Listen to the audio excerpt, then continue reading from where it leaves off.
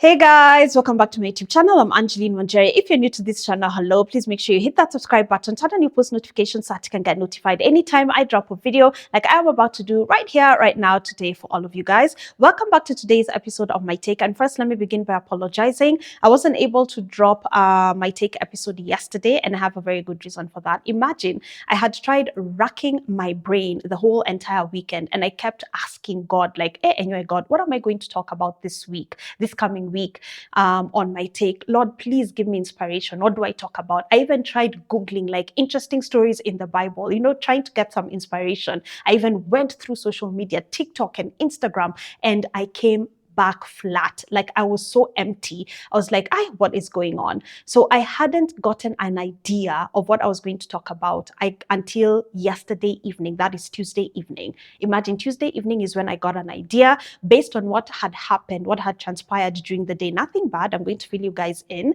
but something had transpired during the day that gave me an idea of today's conversation. I'm going to be talking about stepping out in faith.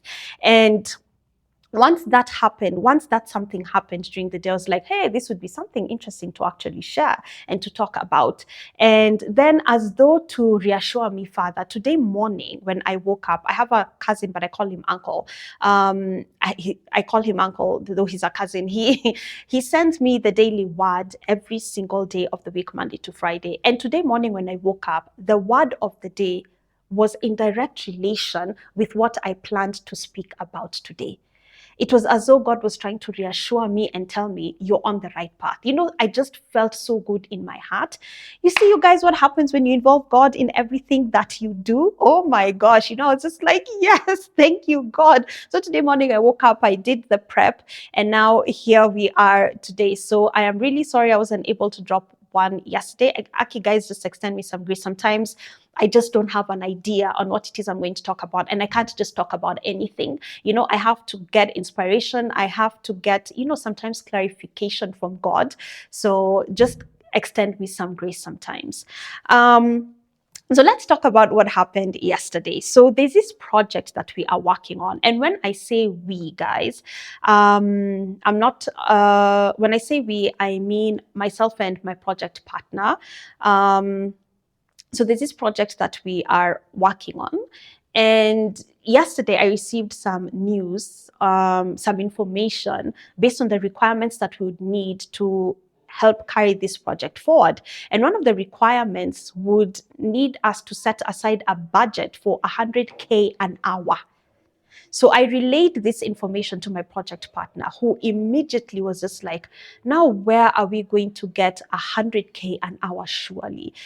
As in, you could tell the frustration in her voice, even there was some doubt in it, And you know what my reaction was? I was laughing. Here she's like, where are we going to get 100K an hour surely? Like, is this even realistic? Like as she was there, like stressing and doubting, I was laughing. Let me tell you something, you guys. There was this calmness in me, and I remember telling her, there is no way that God would set us down this path just to leave us hanging dry. Like, there's no way. God is going to provide for us everything we need to get this done. And that is what stepping out in faith is all about. It is not for us to question God and ask him the how, the where, the what, the who, the when. It is not for us. For us, all God needs for us to do is step out in faith. The devil, God has a plan for our lives, and the devil's plan is to destroy God's plan for our lives. The devil's plan is to make sure that we never realize our full potential, that we never walk down that path that God has laid out for us, that we never realize our purpose in this world. The devil's plan: kill, steal, destroy. So when it's time for you to step out in faith, what will the devil do? He will sow fear and doubt in you to prevent you from stepping out in faith.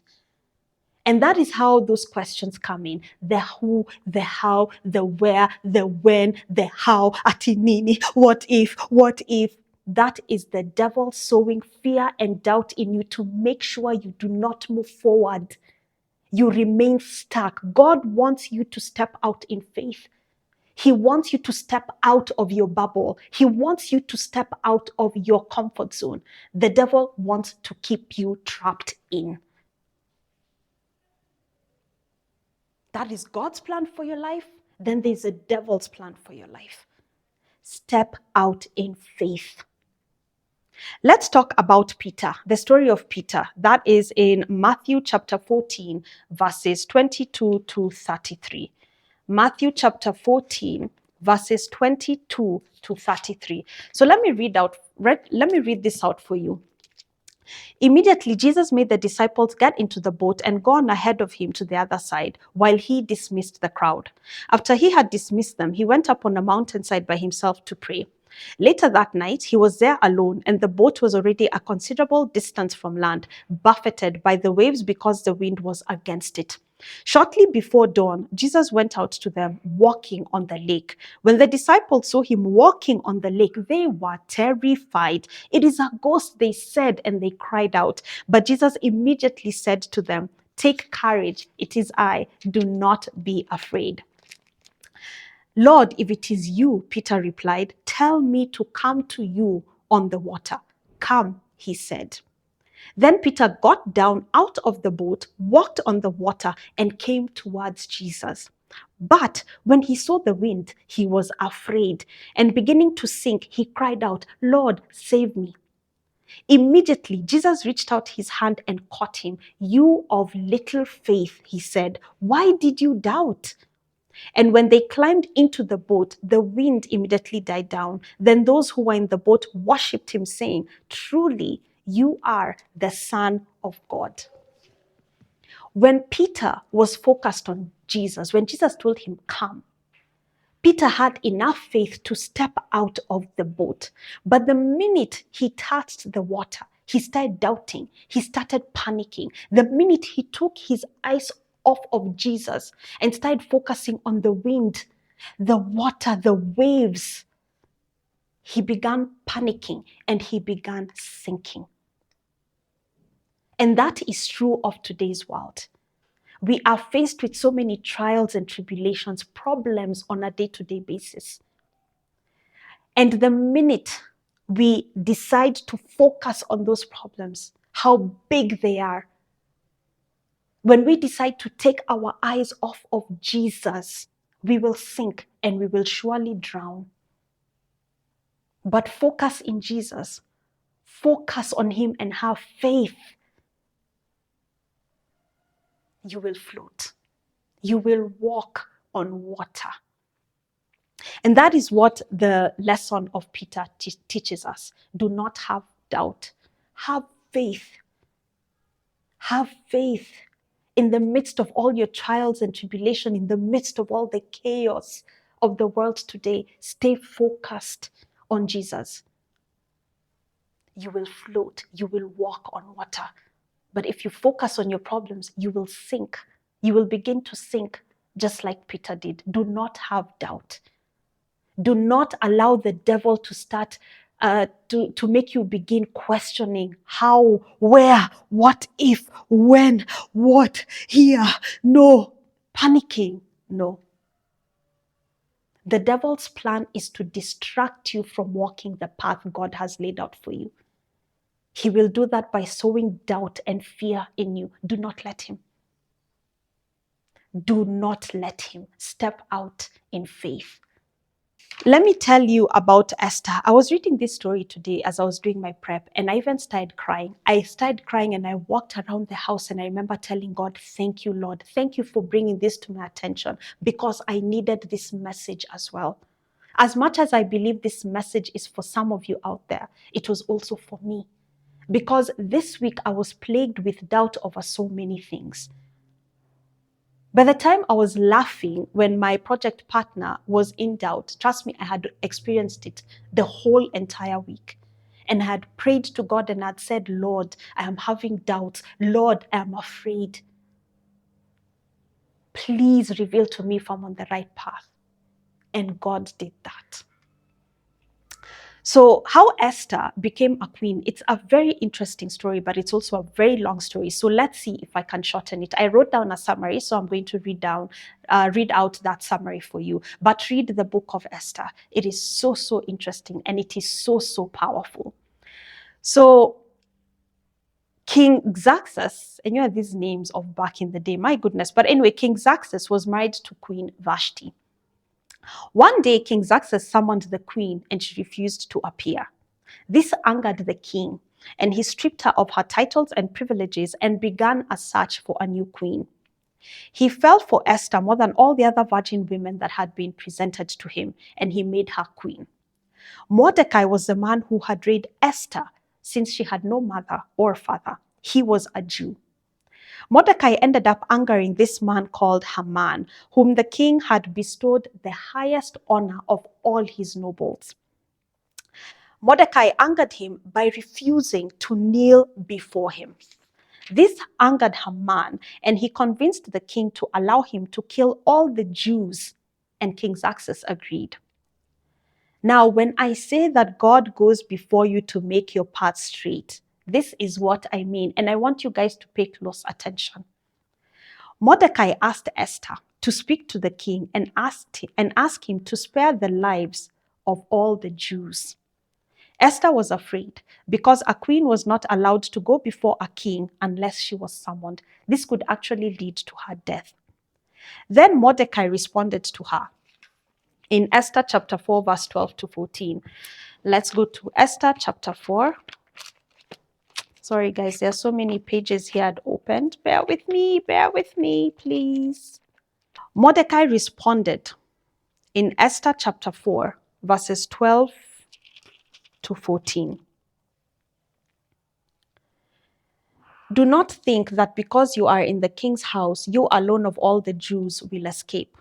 For if you remain silent at this time, relief and deliverance for the Jews will arise from another place, but you and your father's family will perish. And who knows but that you have come to your royal position for such a time as this? That was Mordecai's response. He was telling Esther, you cannot remain silent. Your people are about to be murdered. And don't think that because you're a queen, you will be spared. You will also be killed, and so will your father's family. So you need to speak up. And who knows, maybe that is the reason God made you queen. God placed you on that throne for such a time as this. Then Esther replied in Esther chapter 4, verses 15 to 17. She told Mordecai, go gather all the Jews who are in Susa and fast for me. Do not eat or drink for 3 days, night or day. I and my attendants will fast as well. When this is done, I will go to the king, even though it is against the law. And if I perish, I perish. Esther stepped out on faith. She was ready. She was ready to step out on faith. So Esther went before the king, who was so happy to see her and receive her. He asked her what she wanted. He even said to her, I will give you even up to half the kingdom if you want it. But all Esther asked for was a banquet. And she told the king, I want you to invite this man called Haman. So Haman at this time was so confident on the influence he had over the king. He was even bragging to his wife, And it was the wife and his friends who convinced Haman to erect a pole in which he would impale Mordecai on. So he was already planning for Mordecai's death. He had such great hatred for Mordecai because Mordecai would not kneel down to him. He would not bow down to him. Little did he know, he was playing with God's man. So that evening, after the queen had come to see him, the king was unable to sleep, and he asked for a book, the Chronicles of his reign. And by reading that book, he remembered that Mordecai had exposed a plot to assassinate him. And he asked himself, why wasn't Mordecai honored and recognized for this brave act? So he sent for Haman and asked him this exact question in Esther chapter 6. In Esther chapter 6, verses 6 to 13. The king asked him, what should be done for the man the king delights to honor? Haman thought to himself, who is there that the king would rather honor than me? So he answered the king, For the man the king delights to honor, have them bring a royal robe the king has worn and a horse the king has ridden, one with a royal crest placed on its head. Then let the robe and horse be entrusted to one of the king's most noble princes. Let them robe the man the king delights to honor and lead him on the horse throughout the city streets, proclaiming before him, this is what is done for the man the king delights to honor. Now, as Haman was responding to the king, he had no idea that the king was talking about who? Mordecai. Go at once, the king commanded Haman. Get the robe and the horse and do just as you have suggested for Mordecai, the Jew who sits at the king's gate. Do not neglect anything you have recommended. Aki the way, are you seeing God? So Haman got the robe and the horse. He robed Mordecai and led him on horseback through the city streets, proclaiming before him, this is what is done for the man the king delights to honor. Are you seeing how God turned the whole situation around? Haman had erected a pole in which he was going to kill and hang Mordecai on. He was so excited. He was looking forward to killing Mordecai and all the Jews, all the men, the women, and the children. But now God turned the situation around. Now Haman was leading Mordecai on the king's robe and the king's horse, shouting throughout the streets, this is what is done for the man the king delights to honor. This is so funny. Afterwards, Mordecai returned to the king's gate, but Haman rushed home with his head covered in grief and told Zeresh, his wife, and all his friends everything that had happened to him. His advisors and his wife Zeresh said to him, since Mordecai, before whom your downfall has started, is of Jewish origin, you cannot stand against him. You will surely come to ruin. While they were still talking with him, the king's eunuchs arrived and hurried Haman away to the banquet Esther had prepared. Haman had no idea what was in store for him. Now, Esther in chapter 7 is at the banquet. Chapter 7, verse 1 to 10. Hey, everyone was so merry. Hey! So, the king and Haman went to Queen Esther's banquet, and as they were drinking wine, on the second day, the king asked Queen Esther, what is your petition? It will be given to you. What is your request? Even up to half the kingdom, it will be granted. The Queen Esther answered, if I have found favor with you, your majesty, and if it pleases you, grant me my life. This is my petition. And spare my people. This is my request. For I and my people have been sold to be destroyed, killed, and annihilated. If we had merely been sold as male and female slaves, I would have kept quiet because no such distress would justify disturbing the king. King Xerxes asked Queen Esther, who is he? Where is he, the man who has dared to do such a thing? Esther said, an adversary, an enemy, the vile Haman. Hey! Then Haman was terrified before the king and the queen. The king got up in a rage, left his wine, and went out into the palace garden. Haman, realizing that the king had already decided his fate, stayed behind to beg Queen Esther for his life. This is someone who was ready to slaughter women, men, children, because he was angry at Mordecai for refusing to kneel before him. The anger and hatred he carried, the prideful way he carried himself. Now he was begging the queen, a Jew, for mercy. Just as the king returned from the palace garden to the banquet hall, Haman was falling on the couch where Esther was reclining. The king exclaimed, will he even molest the queen while she is with me in the house? As soon as the word left the king's mouth, they covered Haman's face. Then Harbona, one of the eunuchs attending the king, said, a pole reaching to a height of 50 cubits stands by Haman's house. By the way, this is the pole that Haman had built so he could hang who? Mordecai. You plot evil against people. My friend, hey. He had set it up for Mordecai, who spoke up to help the king. The king said, impale him on it. So they impaled Haman on the pole he had set up for Mordecai. Then the king's fury subsided. Haman planned evil, but the evil he planned befell him instead. And that is not the end. That is not the end. In chapter 8, verse 1 to 6, the same day King Xerxes gave Queen Esther the estate of Haman.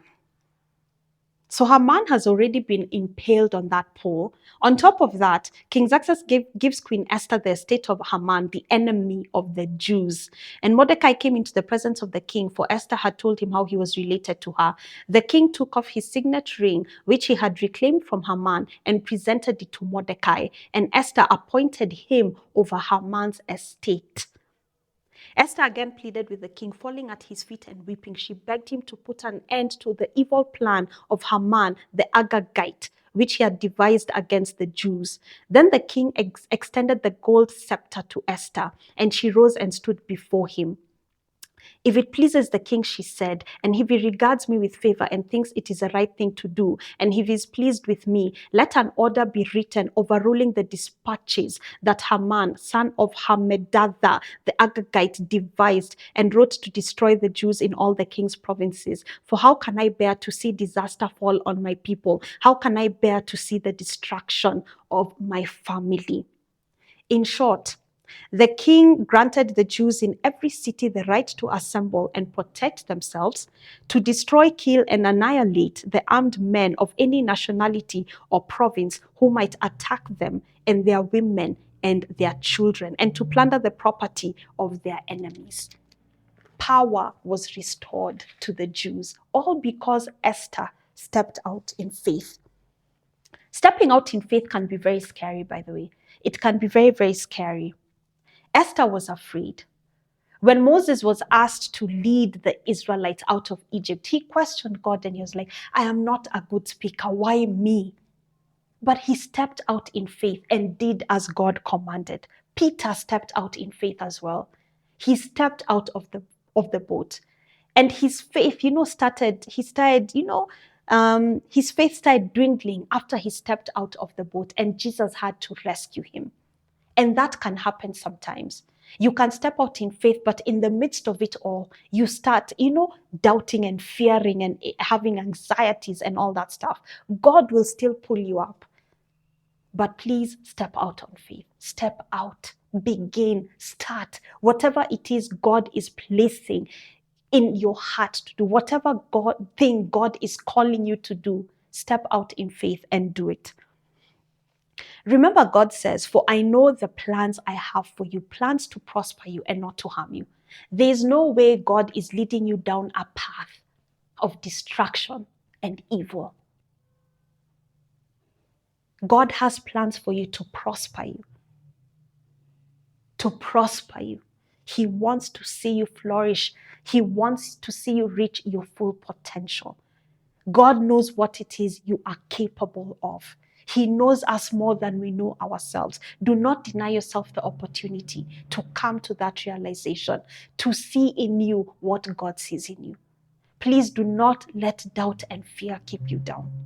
Do not do that. Just like Esther, you never know how many people you could be helping or saving by stepping out in faith. Maybe God wants to use you to work through you to save your family. Maybe God wants to work through you to do a thing in you so that your family and your friends and the world and the people around you can see God's power, His might and His strength, and they too will follow Him. But if you refuse to step out in faith, it will not only affect you, but so many other people that God intended for you to save as well. Step out in faith. Esther was afraid to die.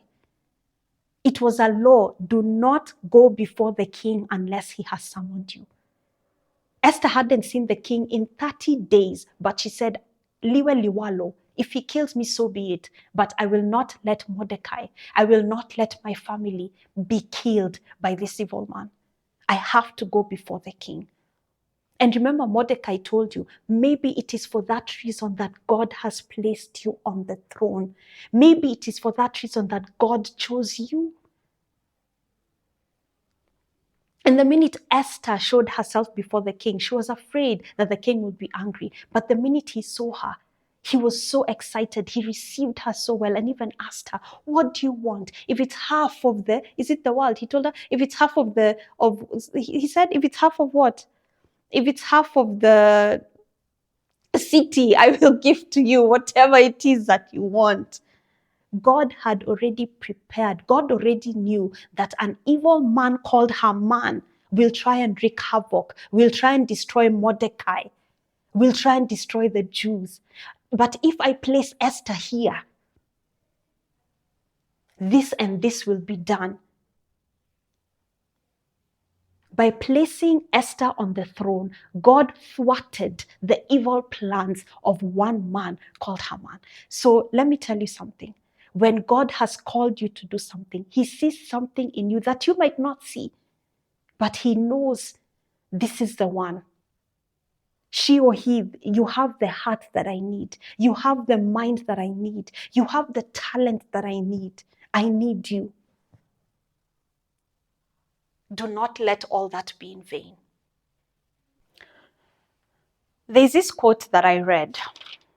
I'm going to read it out to you, and I've never forgotten it. And it said, "The graveyard is the richest place on earth because it is here that you will find all the hopes and dreams that were never fulfilled."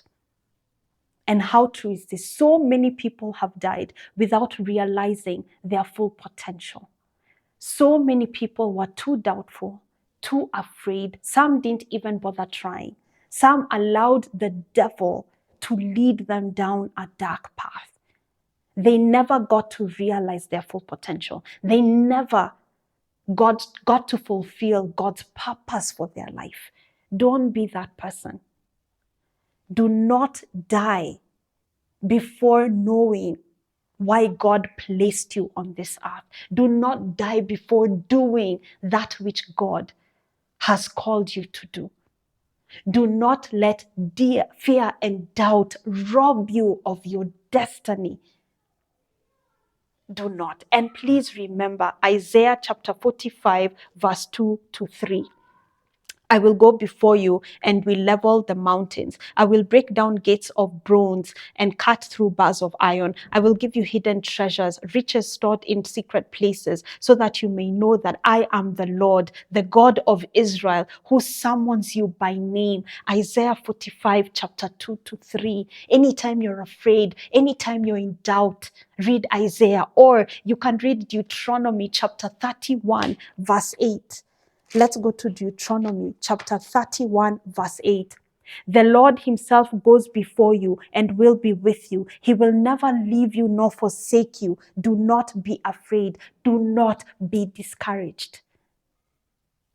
God has already gone before you. He has already planned and prepared for you. Trust him. And I'm going to leave you with Mark chapter 11, verses 22 to 24. And it says, truly I tell you, if anyone says to this mountain, go throw yourself into the sea, and does not doubt in their heart, but believes that what they say will happen, it will be done for them. Therefore, I tell you, whatever you ask for in prayer, believe that you have received it, and it will be yours. Have faith in God. Even Jesus himself said it. Have faith in God. Believe in your hearts of hearts that what God has said will happen, will happen. Believe in your hearts of hearts that what you are praying to God for, you will receive. Have faith. Step out in faith and trust him. Leave your comfort zone, leave your safety bubble, and go where God leads you. Thank you so much for watching today's episode of My Take. I hope you enjoyed it. I have a feeling this will be a long one, but please watch it till the end. I know you guys are going to enjoy it. And I'm urging you, read the book of Esther. It is such a powerful story. I don't think I've done it justice today. I've skipped so many parts, but read the book of Esther. It is really, really powerful. And it will really encourage you to step out in faith. Read the story of Peter in Matthew, how he stepped out of that boat, how the minute he started having doubt, he began sinking. Let these stories teach you something. Again, thank you so much for watching. I hope you enjoyed this. Please leave a like, a comment. Also share this with your friends, with your families, with your loved ones. And if you haven't subscribed to my YouTube channel, what are you waiting for? Please make sure you hit that subscribe button so that you can be notified anytime I drop a video. And to my project partner, God is walking with us. God has cleared a path for us. He's brought us together at this time for a reason. Have faith. He will provide for us everything we need to do what He wants us to do. Have faith. Stay blessed, guys. Bye, guys.